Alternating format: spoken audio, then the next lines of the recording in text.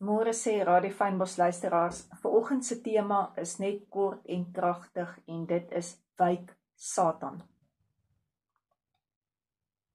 Vanoggend praat ek met jou daaroor dat die vyand geen autoriteit het. Satan het nie autoriteit as hy nie 'n liggaam het nie.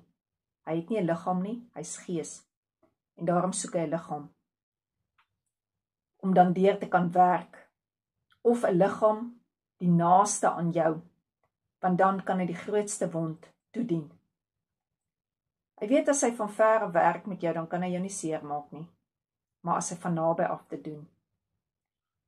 Ons lees in Johannes 8 vers 44, waar Jesus vir die fariseërs sê, die Jode sê, die duiwel is julle pa. Al wat julle wil doen is om na julle pa te luister, wat hy sê, doen julle. En die duiwel stel net daarin belang om mense se lewe te vernietig en hulle dood te maak. Hy was nog altyd so. Hy gee ook niks om vir die waarheid nie. Al waarin hy die duiwel belangstel, is om te lieg en te bedrieg. Dis soos hy is. Vandat hy sy mond oopmaak, lieg hy. Jy kan niks glo wat die duiwel sê nie. Ja, nee, hy is die oorsaak van al die bedrog van leuns in hierdie wêreld. Ek kan my net dink hoe hulle moes gewip het, toe hulle daar rondom Jesus staan en hulle vir hom gesê het, dat Vader Abraham hulle vader is. En hier kom Jesus en hy sê vir hulle eintlik reguit, sonder om doekies om te draai, die duiwel is julle pa. En hier het my baie daaraan laat dink, as ons hier die lied sing, my pa is die koning van die heelal, ek loop anders, ek glimlag anders, ek praat anders. Hoeveel keer lyk dit nie in ons lewe, asof die duiwel eintlik die reg in ons lewe het nie. Ons bestaan verseker uit gees, siel, liggaam. Ons verstaan uit vlees uit, dit is die deel wat ons die maklikste sien. Maar ons moenie gaan wegkruip, verskoning soek met hierdie woorde, ek is maar net mens nie. Daar is 'n groter dimensie as wat net hierdie deel is om te sê, ek is maar net mens nie. As ons kom by die plek wat ons autoriteit werklik is, sal ons nie die heeldag loop en sê, wyk Satan nie. Ons sal nie die duiwel se name gaan beter leer ken as die name van die Here nie. Ons sal nie meer op die uitkyk wees as ons mense ontmoet, wat se tekens hulle het, hoe hulle klere lyk, wat is fout nie. Ons sal nie as ons in mense se huise instap meer kyk, wat is in die huise nie. Maar ons sal by daardie plek uitkom, om te weet wat die Here sê, van ons wat sy tempel is, en dat Heilige Gees binnekant in ons woon. Jy het saam met my hier gelees, dit was Jesus se eie woorde, waar hy gesê het, die duiwel lieg vir almal. Hy gaan niemand beter behandel as die ander een nie. Hy is nie gepla of jy regtig eendag hemel toe gaan nie. Dit is hier waar hy vir ons lieg. En dis hier waar hy ons belieg.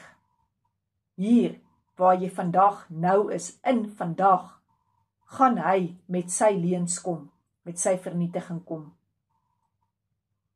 En ons moet begin standpunt inneem, want God is ons Vader, Jesus is ons redder, en die Heilige Gees is die krag binnekant in ons.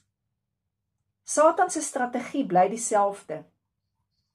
Dit verander nie werklik nie. Hy kom altyd met hierdie goedjies, maar het God gesê, sodat jy begin twyfel wat God se woord sê. Hy kom nog steeds soos wat hy in Eden gekom het. Jy weet, dit was nie vir Eva snaaks gewees om Satan in die gedaante van 'n slang in die boom te sien nie. Hy kom nie soos wat ons die prentjies het, met 'n vurk in die hand en 'n spitstert en 'n rooi pakkie aan nie. Hy kom waar jy dit die minste verwag. Jy raak vasgevang in 'n tronk wat jy self skep na die aand. En jy alleen het die sleutels. Hy gaan nie nou in jou gedagtes spring en vir jou sê, hier is ek nou die dief wat jou gedagtes gaan steel nie. Of hier spring ek in jou gedagtes met die sakkie gif nie. Nee. Hy gaan stilletjies kom dat jy die een gedagte na die ander gedagte vat, totdat jy naderhand in 'n tronk van gedagtes is. Die vyand is nie haastig nie. Ek weet nie of jy weet, hy was omtrent 100 jaar besig in die tuin, voordat hy regtig vir Eva en vir Adam mislei het nie. Ons is in elk geval so ongeduldig, dat hy met een gedagte ons voer, en dan begin ons gryp na die volgende gedagte en die volgende gedagte. Hy kom met hierdie klein stukkie agterdog, en voor hy jou kom kry, word jy versmoor met 'n monster van jaloesie. Die woord sê hy loop rondom jou soos 'n brullende leeu, om jou te verslind. Die duiwel ken jou familie. Hy weet presies wat in jou familie aangaan. Hy weet watter dogter en watter seun en watter kind net so bietjie krapperigheid nodig het, sodat hulle mekaar stikkend sal skaaf. En dan kom hy en hy ster.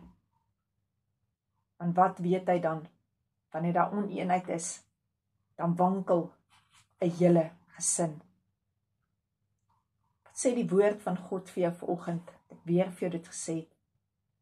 Moenie gelykvormig raak in hierdie wêreld nie. Moenie mense wil behaag nie. Gaan soek jou erkenning by God. God se beloning is wonderlik.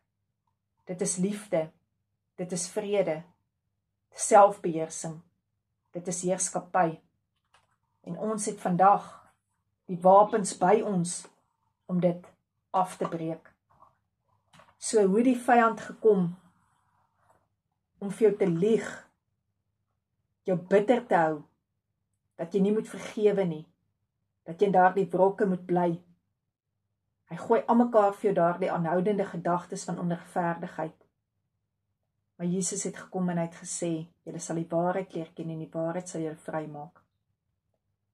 Sê dan dankie dat ons Jesus se bloed vanoggend kan drink, sodat ons nie langer in daardie mense moordenaar vasgevang te hoef te wees in sy kloue, wat wrokke in ons wil laat vermeerder nie. Jesus het gekom dat ons die lewe in oorvloed kan hê. Jy hoef nie langer vas te hou en in daardie wonde te bly, wat die vyand nog steeds sout in die wonde sal smeer nie. Kom vandag by daardie plek uit en besef, jy kan die leenaar oorwin deur die waarheid te ken in God se woord. Jy kan wat die dief van jou gesteel het, terugeis wat God vir jou sal niet gee. Jy kan waar hy vir jou gelieg het, dit gaan omruil. Kom ons doen dit vandag. Kom ons wees nigter, kom ons wees waaksaam.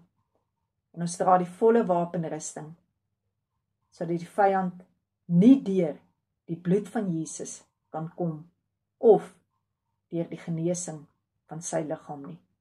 Amen.